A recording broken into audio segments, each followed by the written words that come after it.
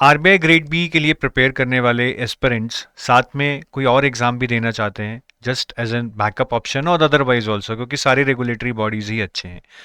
तो आरबीआई और इरिडाई में काफ़ी ज़्यादा सिलेबस में सिमिलैरिटी है। जैसे कि अगर मैं फ़ेज़ 1 की बात करूं तो यहाँ पे आप देखेंगे आरबीआई में आपका जीए, रीजनिंग, इंग्लिश, क्वांट आ रहा है, ये आपका आरबीआई का पैटर्न है। चारों सेक्शंस सेम आपके इरिडाई में भी, रीजनिंग, इंग्लिश, जीए, क्वांट, तो सेम ही कंपोनेंट्स हैं, सिलेबस भी ऑलमोस्ट सेम है आरबीआई और इरिडाई का। थोड़े से करंट अफेयर्स जो ये जीए सेक्शन है ये आरबीआई और इरिडाई में थोड़ा अलग आएगा, बट बहुत ज़्यादा फर्क नहीं है।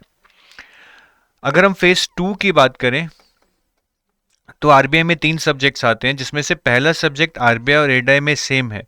इरिडाई में आपको लेटर राइटिंग भी आएगी, बट आरसी, कॉम्प्रिहेंशन, प्रेसी राइटिंग जो आरबीआई में आती है वो इरिडाई में सेम है। तो 80% ऑफ द सिलेबस इंग्लिश का सेम है। सेकंड पेपर आपका फाइनेंस एंड मैनेजमेंट है आरबीआई में, जबकि इरिडाई में इंश्योरेंस एंड मैनेजमेंट है। तो मैनेजमेंट पार्ट दोनों में कॉमन है। इनफैक्ट इरिडाई में जो मैनेजमेंट आता है वो आरबीआई ग्रेड बी का सबसेट है, लेकिन फाइनेंस और इंश्योरेंस बिल्कुल अलग है। तीसरा पेपर जो आरबीआई में है वो है इकोनॉमिक एंड सोशल इश्यूज। इरिडाई में नाम सिमिलर लग रहा है, economic and social issues, but ये सब्जेक्ट है economic and social issues in the context of insurance. तो अगर मैं ओवरऑल बात करूं तो फेज 1 में तो आपका ऑलमोस्ट ऑलमोस्ट 80% सिलेबस ओवरलैप है, सिर्फ जीए में ही थोड़ा फर्क है। फेज 2 में मैं अगर बात करूं तो इंग्लिश तो देखिए 100% सेम ही है तकरीबन।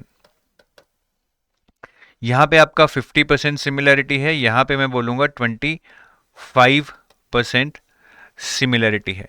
तो मोटा मोटा मैं बोलूँगा कि 60% सिलेबस ओवरलैप है आरबीआई और इरिडाई के फेज 2 में भी। तो now you can take a better call कि इरिडाई आपके लिए सही एग्जाम है आरबीआई के साथ प्रिपेयर करने के लिए या नहीं।